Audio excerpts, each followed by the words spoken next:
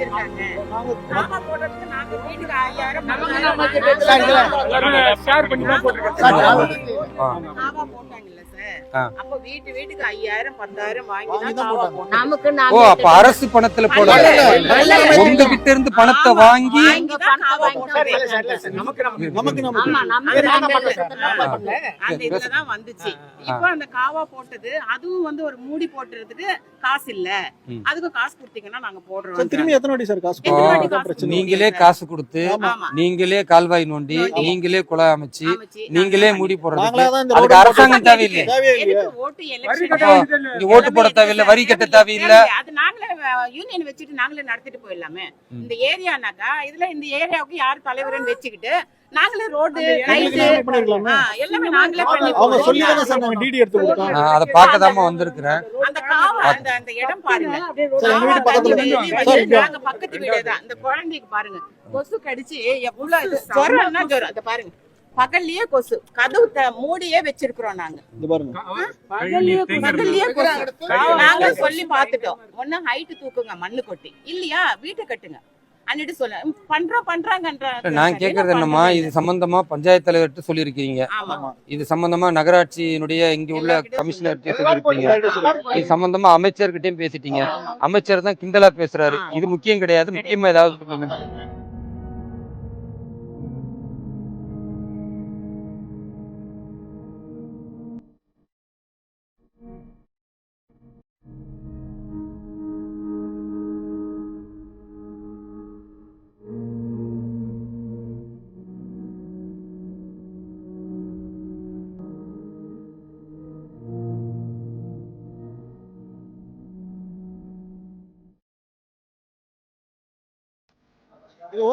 இன்றைக்கு காஞ்சிபுரம் மாவட்டம் ஐயப்பந்தாங்கல் ஊராட்சியில பாரதிய ஜனதா கட்சி நிர்வாகிகளோடு புஷ்பா நகர் பகுதியில் தொடர்ந்து பாதிக்கப்பட்டு கொண்டு இருக்கிற மக்களின் குறைகளை கேட்பதற்காக நாங்கள் வந்திருக்கோம்.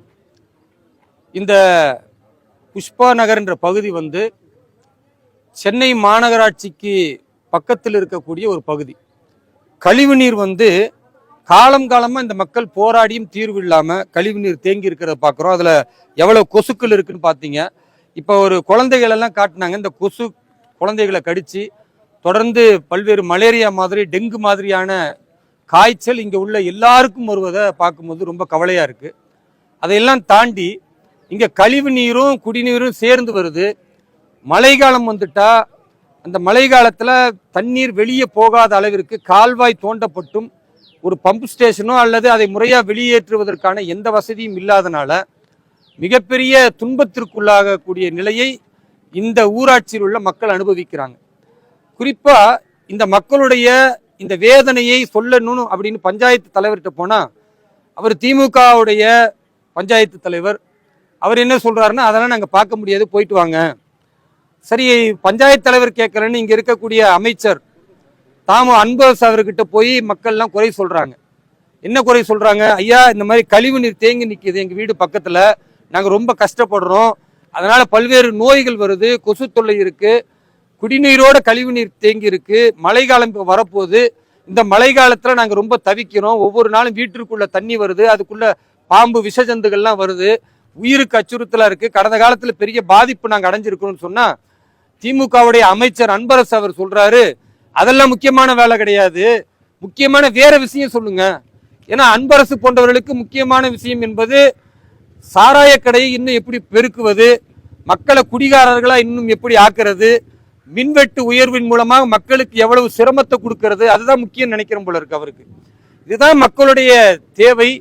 இந்த கொடுஞ்செயல்கள் இந்த மாதிரியான ஆட்சியில் நடக்குது என்பதை ஒரு அமைச்சர்கிட்ட சொன்னாலே அதை என்னமோ மக்களை கிண்டல் படுத்துற மாதிரி, இது முக்கியம் கிடையாது, முக்கியமான செய்தி சொல்லுங்கன்னா, அப்போ இவர்களுக்கு புரிய வைக்க வேண்டிய விதத்தில் புரிய வைக்க வேண்டும் என்பதற்காகத்தான் பாரதிய ஜனதா கட்சியினுடைய நிர்வாகிகளோடு இன்றைக்கு நேரடியாக கள ஆய்வுக்கு வந்திருக்கிறோம். இன்னும் நிறைய இங்கு உள்ள குறைகளை பார்க்க போறோம். இது மாதிரி குப்பை கூடைகள், இந்த குப்பையை வாருவதற்கு எந்த ஒரு ஏற்பாடையும் இங்குள்ள ஊராட்சி நிர்வாகமும் பண்ணல.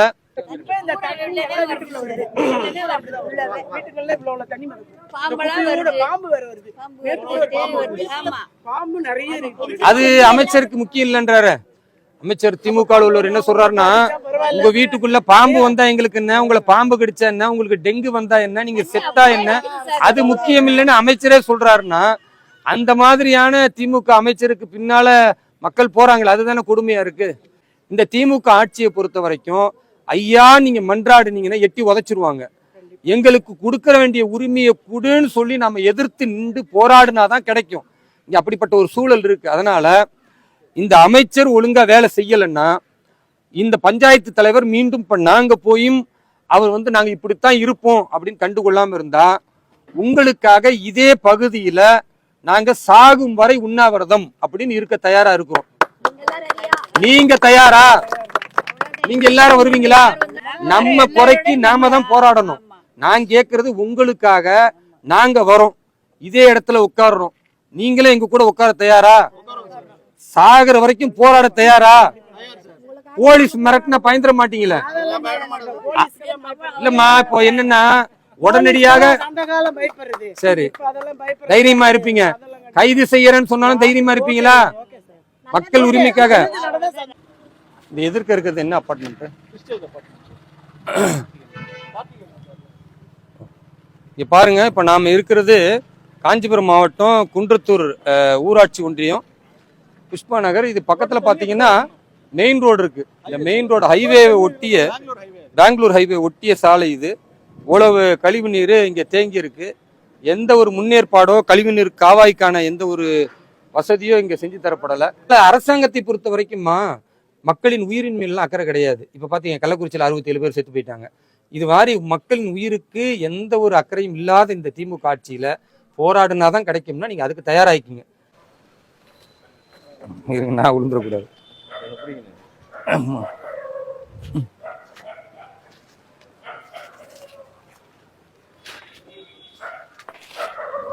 அதேங்கப்பா, குப்பை கூடங்கள்.